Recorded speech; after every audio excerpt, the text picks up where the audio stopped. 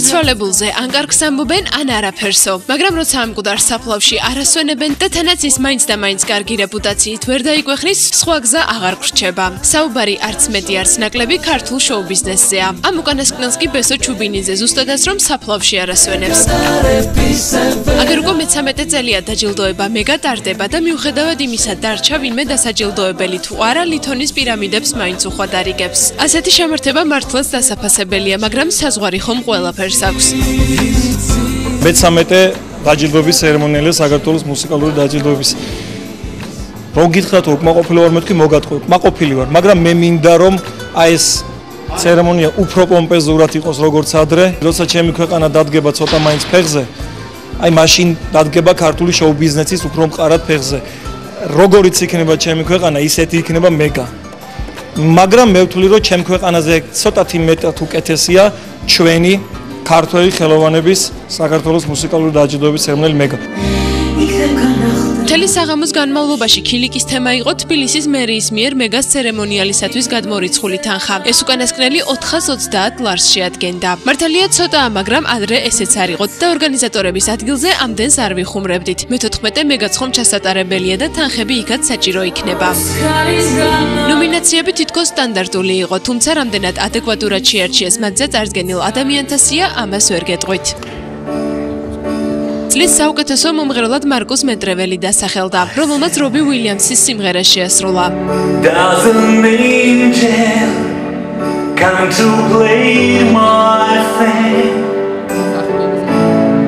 დამხარული ვარ, რომ ვიმყოფები დღეს აქ მე-13 მუსიკალურ დაჯილდოებაზე მეგა 2013.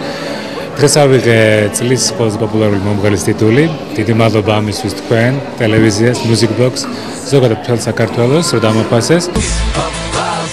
წლის კონცერტის ნომინაციაში ბერამ გაიმარჯვა. ეს უკანასკნელი დაჯილდოებას არ ესწრებოდა და ამის გამო ორგანიზატორი ცოტა განაწყენებული ჩანდა. საინტერესო იყო მაია კაჭკაჭიშვილისა და ძვალის გამარჯვება ნომინაციაში წლის საუკეთესო დუეტი და კლიპი. უბრალოდ აქ ერთი პატარა დეტალია. ვიდეო, რომლითაც მათ ამ ნომინაციაში პრიზი დაიმსახურეს 2011 წელს გამოვიდა.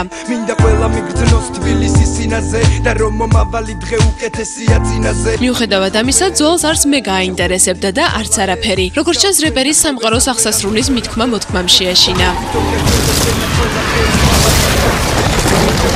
დაანარეული ვარ და თან დღეს 20-ია და ხვალ 21 მოდის. და ხვალ თუ არ გათენდა ხალხო, ესე იგი ახალი წელი აღარ გვიქნება. და ტყუილად არ დახარჯვა, ნაძვის ხეები ასები არ იყიდა. როგორც ხედავთ, მისი შიშები უსაფუძვლო იყო, თორემ სამყაროს აღსასრული მართლა რომ დამდგარიყო, ამ სიუჟეტის საყურებლად ნამდვილად არ გეცლებოდათ.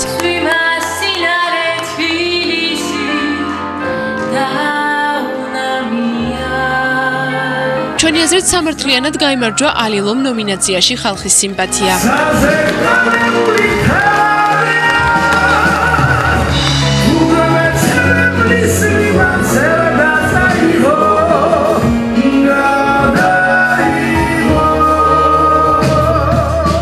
მაგრამ საუკეთესო ჯგუფის ტიტული არც მეტი არც ნაკლები ფორტემ მოირგო. ეს უკანასკნელი ნამდვილად დამსახურებული ვოკალური ანსამბლია. უბრალოდ წლებია ფორტე ფართო საზოგადოებაში აღარ გამოჩენილა.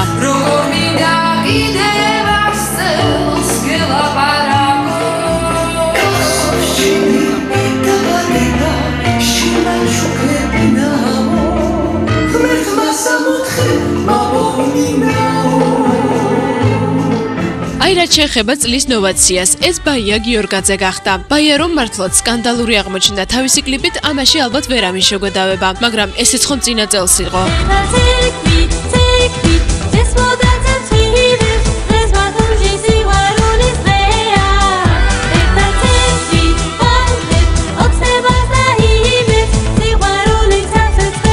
მოკლედ რომ ვთქვათ, მეგას მიმართ შემწყნარებლები ვერ ვიქნებით. ჯერ ერთი ნომინირებულ ადამიანებში ძალიან ცოტანი იყვნენ, ისეთი, ვინც 2012 წლის განმავლობაში თავი გამოიჩინა. მეორეც, რომელ პრიზზეა საუბარი, როდესაც ელემენტარულად პლუს ფონოგრამაზე სიმღერა ვერ მოუშლიათ ქართულ შემსრულებლებს. დიდი ბოდიში, მაგრამ ჩვენი მსმენელი ამის ღირსი არ არის.